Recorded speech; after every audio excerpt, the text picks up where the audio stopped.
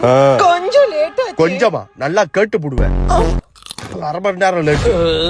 Sorry. இந்த ட்ரெஸ்ல நான் கொஞ்சம் சுமாரா தான் இருப்பேன். கொஞ்சமா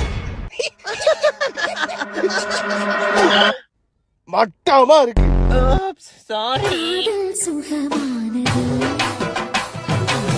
இந்த ஃப்ளவர் நீங்க எனக்காக வாங்கிட்டு வந்ததா? இல்ல முன்னாடி உள்ள விட்டுட்டு போயிருப்பா. வேணா வச்சுக்க. அப்படின்னா வேணாங்க. அப்ப வேணாமா? தச்சா பே.